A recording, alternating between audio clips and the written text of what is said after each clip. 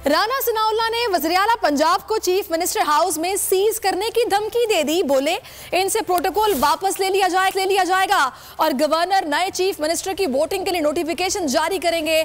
जवाब में फयाजुल हसन चौहान ने कहा, राना सना को कत्ल और कब्जों से फुर्सत मिले तो आइन भी पढ़ लें।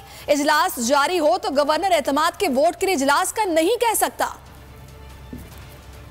गवर्नर जो है वो इजलास बुला सकता है। मैं कहूँगा कि खुदा का वास्ता है, अपनी मूँछों को ताव देने और बड़के मारने और कत्ल करने और कब्जे करने के अलावा कोई कानून भी पढ़ लिया करो, कोई आइन भी पढ़ लिया करो। गवर्नर जो है वो नोटिफाई करेंगे नेक्स्ट चीफ मिनिस्टर के इलेक्शन के लिए।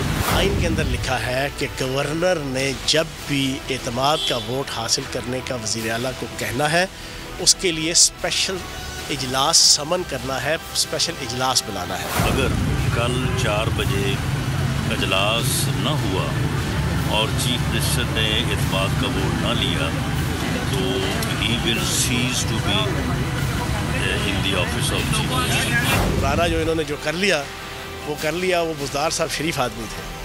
चौधरी परवेज़ इलाही साहब शरीफ है पर इतने भी नहीं है, ठीक है ना। उनको सारी चीज़ें आती हैं, जोर शोर आते हैं। एतमाद का वोट जो है वो लेना चाहिए और अपने लोगों को के साथ ये वादा करना चाहिए कि वो असेंबली नहीं तोड़ेंगे। राना सनाउल्लाह को मैं एडवाइस दूंगा कि इतनी ना बड़ा पाकी दामा की हकायत, दामन को ज़रा देख, ज़रा बंदे के बाद देख। अगर आपको ये वीडियो पसंद आई है तो हमारे चैनल को सब्सक्राइब कीजिए और बेल आइकन पर क्लिक कीजिए। हकीकी आजादी की जंग में बोल भी कप्तान के हमकदम। इलेक्शन कराओ मुल्क बचाओ की लाइव ट्रांसमिशन, दिखाई लम्हा बलम्हा सूरत हाल। रील और रेटिंग में भी बोल न्यूज रहा नंबर 1। सब्सक्राइब करें और बेल दबाएं ताकि कोई खबर रह न जाए।